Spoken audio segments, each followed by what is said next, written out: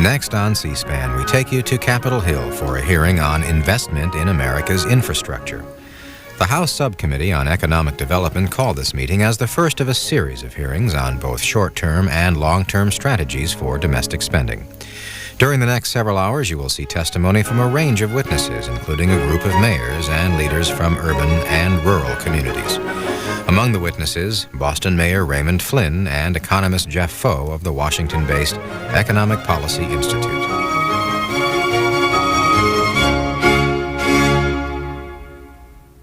Our final panel, and then we'll begin questions, will be Mr. Louis J. Coletti, the President and Chief Executive Officer of the New York Building Congress Incorporated of New York City, and Dr. Lawrence Hunter, Vice President and Chief Economist of the United States Chamber of Commerce here in Washington.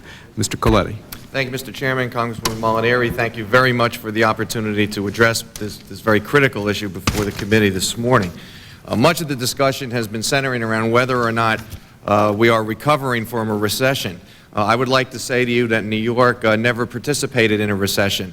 For us, it's been a depression. Let me share with you some of the statistics from New York City. During the last 5 years, the construction industry has lost over 32,000 jobs, over 1,600 architectural and engineering jobs. Combined, we're talking about a loss of some $1.5 billion in wages to those individuals, costing the city of New York $607 million in tax revenue. Right now, over 10% of the building trades members are without health care coverage. In the state of New York, 1 of every 6 individuals now collecting unemployment insurance is in the construction industry. So we have, recession has never entered into our discussion. It's been a terrible depression. In terms of specific recommendations in funding an infrastructure program, we basically have 2. Number 1, we support the full funding of the ICE-T program using the spend down of the $30 billion in trust funds. And a second program, which we would suggest to you, needs to be handled in a separate a block grant concept that was talked about before, using the community development block grant model. But we would recommend, as Congresswoman Molinari mentioned before, an expansion of that definition of infrastructure to include schools, hospitals, cultural institutions. Congressman Nadler quite, I think, appropriately talked before about the long-term problem that we have in this nation. And as important as the creation of jobs through an infrastructure program is, I think it also provides us with an opportunity to improve the overall quality of our life, to improve our living standards. Before, someone mentioned that the construction industry seems to have a problem with the recruitment of minorities and women, and I think we would all acknowledge that. But since my membership includes both business and labor representatives, let me share with you 2 particular projects that we're doing in New York that I think deserve national consideration as part of a program. Right now in New York City, 35% of the construction workforce is minority and women. The Building Trades of New York City has just signed what I believe is a model program with the City School Construction Authority, in which it will guarantee that a minimum of 25% of the new apprentices in every trade come from the New York City high school system. Those apprentices will then be sent back to the sites of those schools to be built. We're also a partner in what is called the Regional Alliance for Small Contractors, a public-private partnership that incorporates majority firms, public agencies, and minority firms in terms of providing them estimating services, accounting services, and helping those firms grow. I think those elements have to be a piece of the kind of infrastructure we're talking about if we're going to include everyone in America and the opportunities that we believe the construction industry can provide. Everyone knows that our manufacturing base in this country has significantly declined. There's no better example of that than in New York City. I'm sitting here today because I had an opportunity, and my parents had an opportunity, to work in a manufacturing industry, a blue-collar job, that provided them a middle-class living so I could go to college. If we've eliminated the manufacturing base by better competition, for whatever reasons, what hope do poor and minority individuals who are looking for a piece of the American dream hold, unless we embrace an infrastructure program? And that's why I think it's so significant that this program be funded and implemented quickly.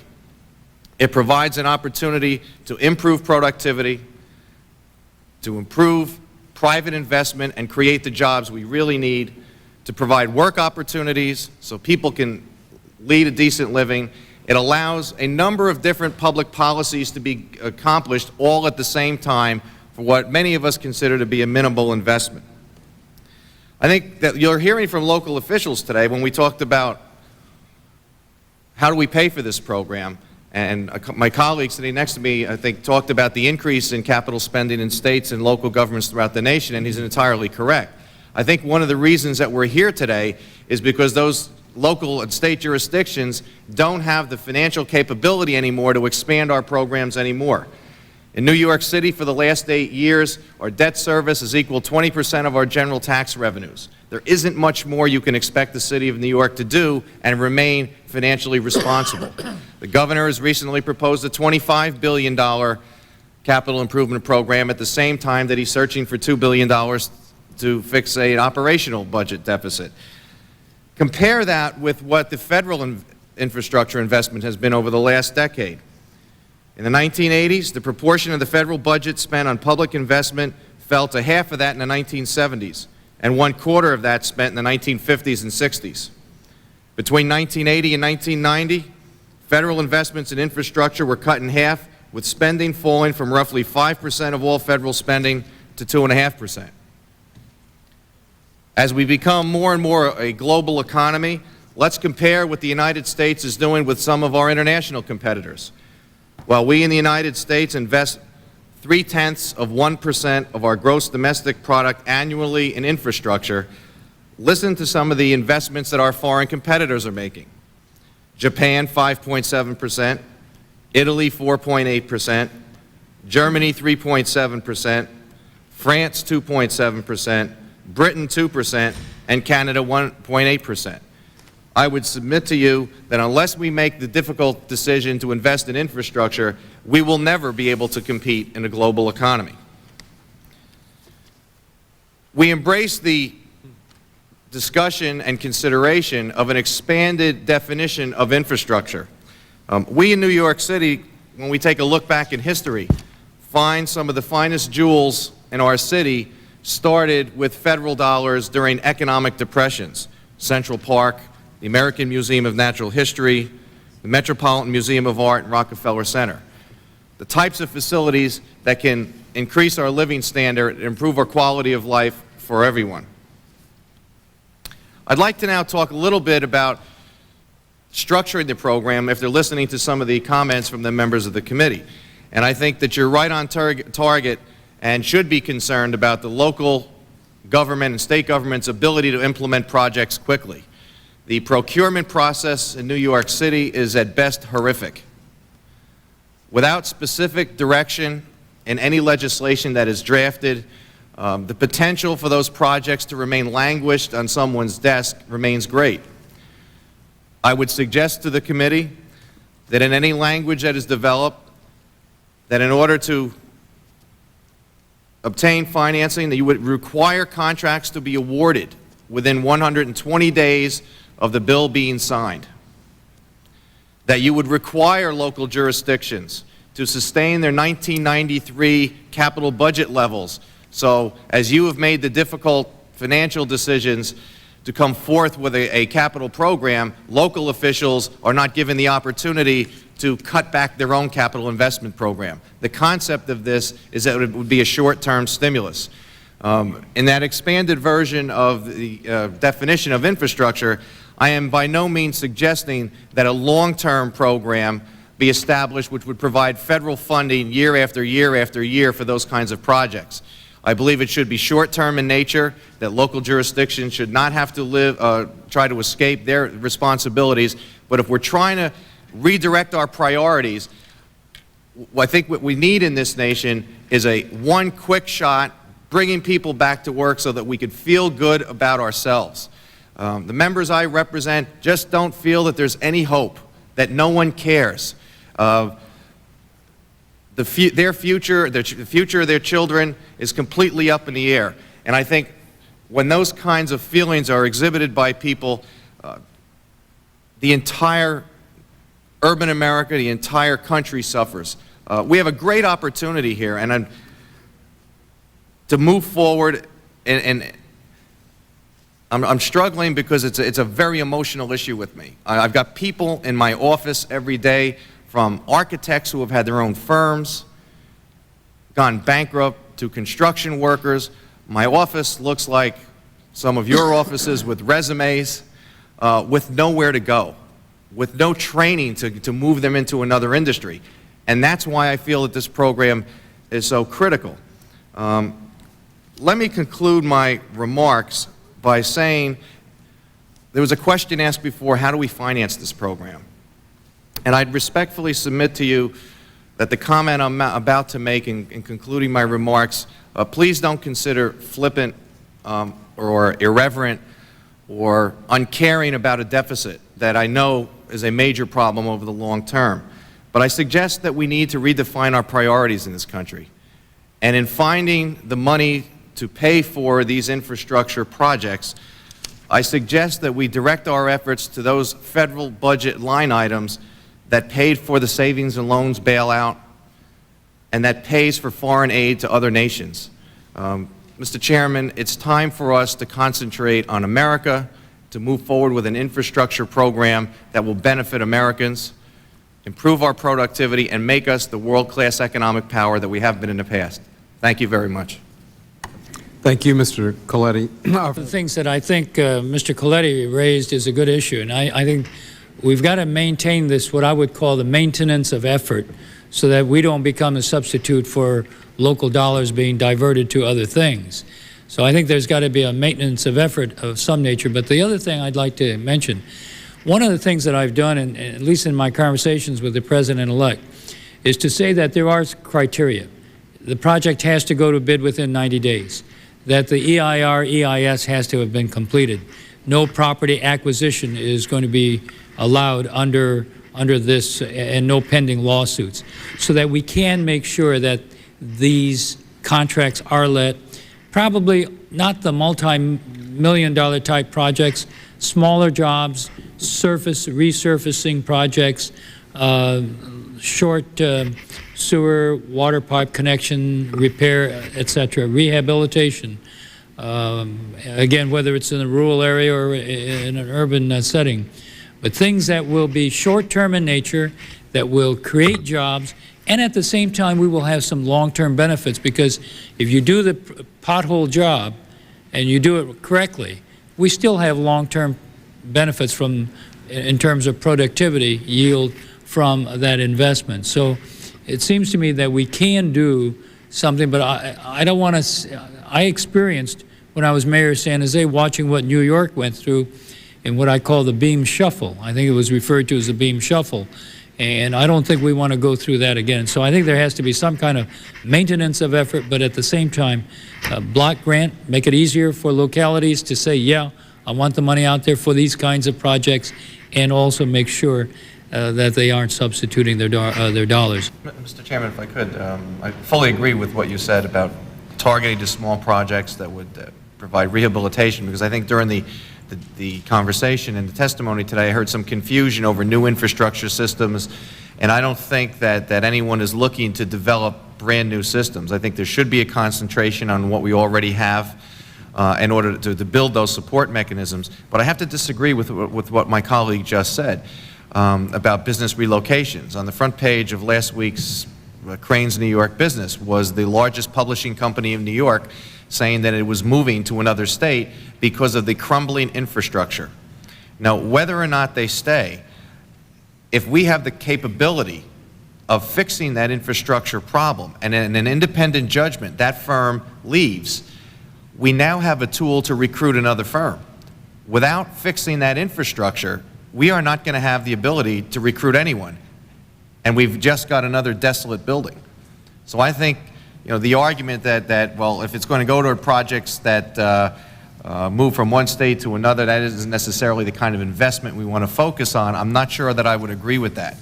I think there are many factors why businesses make a determination as to why are they going to be in one particular location or another, but it doesn't obviate the necessity to deal with the crumbling infrastructure problem. Also, if I... Mr. Chairman, if I can, as a Coletti. follow-up to that, in terms of the product you receive as a result of the recession, we did a study that showed that New York City projects over the last 2 years were being built at a price reduction of anywhere between 15% and 40% of the original engineers' cost estimates.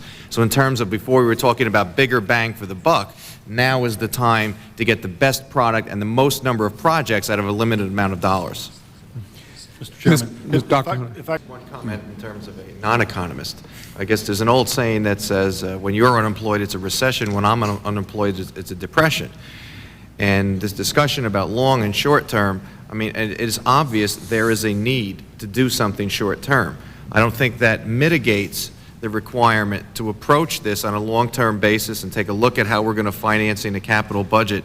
And if that requires an increase in the deficit, when we begin to weigh those factors as to what is more important, I'd respectfully suggest to you that it is more important to provide Americans in this country the ability to find a job, have some dignity, pay the mortgage and send their kids to college and have some hope for the future.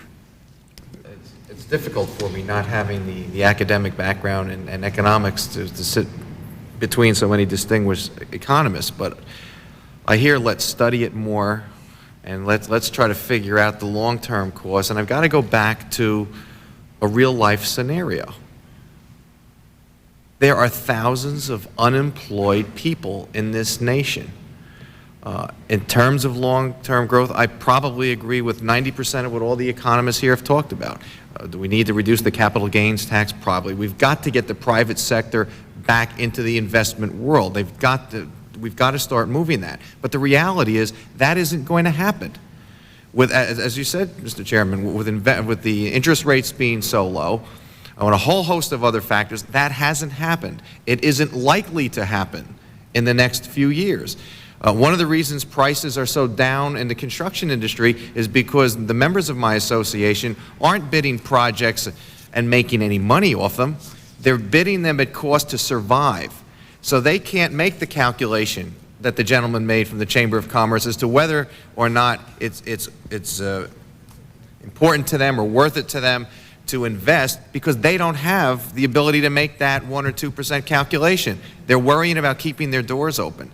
And I think you have a very difficult task in trying to take all the information that you'll be presented over the next weeks, a few weeks and months, and try to bring this back home to where we are, which is affecting real people. I want to thank the panel. Mr. Coletti, you made an interesting point, and I think it needs a little referencing, and that is we have been discussing for the last hour or so, basically it's been an economic discussion, it's been about macroeconomics. My observation is that on the way to the macro, you've got to deal with a lot of micros.